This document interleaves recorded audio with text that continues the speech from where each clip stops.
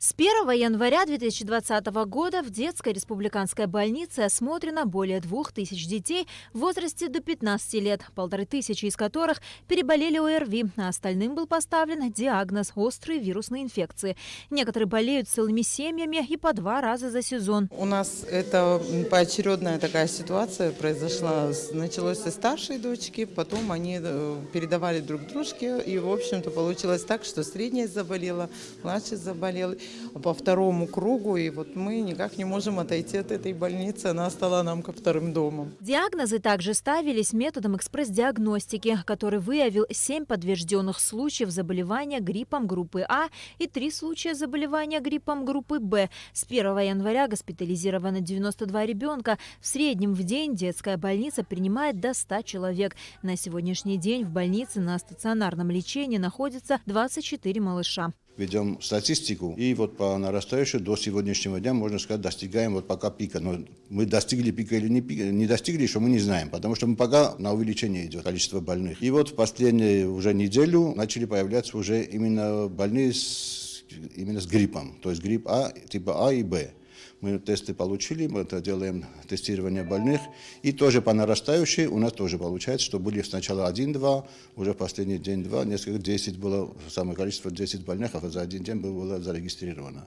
Врачи настоятельно рекомендуют при первых же симптомах болезни не заниматься самолечением, а обращаться к специалистам. Ведь своевременное обращение – залог успешного лечения и сведения к минимуму возникновения осложнений. Как отмечают медики, по сравнению с прошлым годом, в этом году в нашей республике количество заболевших различными вирусными заболеваниями не намного, но все же больше. Первые симптомы – это температура, затрудненное дыхание, насморк, общая слабость. В таких симптомах обязательно обратиться к доктору.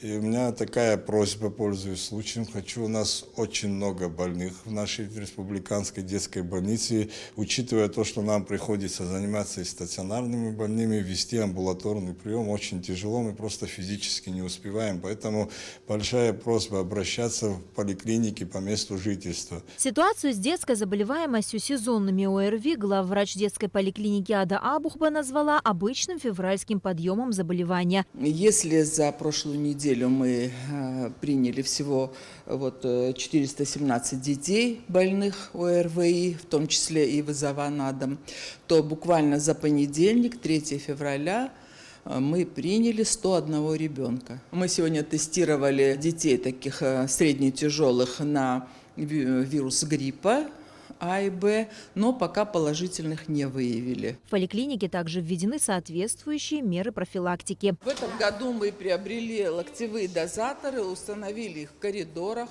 чего раньше не было. Один из главных способов передачи вирусных инфекций – это через руки. Поэтому вот таким образом, не прикасаясь, дозатор работает.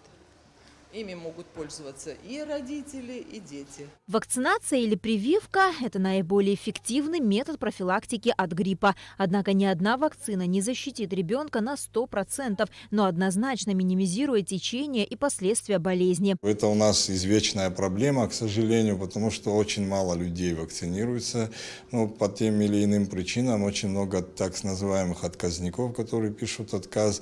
Хотел бы заметить, что, конечно, вакцина – это не панацея. После вакцины дети болеют, могут заболеть, но этот вирус протекает менее болезненно, если человек привит. Чтобы защититься от гриппа взрослым и детям, следует следовать правилам профилактики. Существуют следующие виды профилактики гриппа. Специфическая, к ней относится вакцинация и прием противовирусных средств, и неспецифическая – соблюдение правил общей и личной гигиены.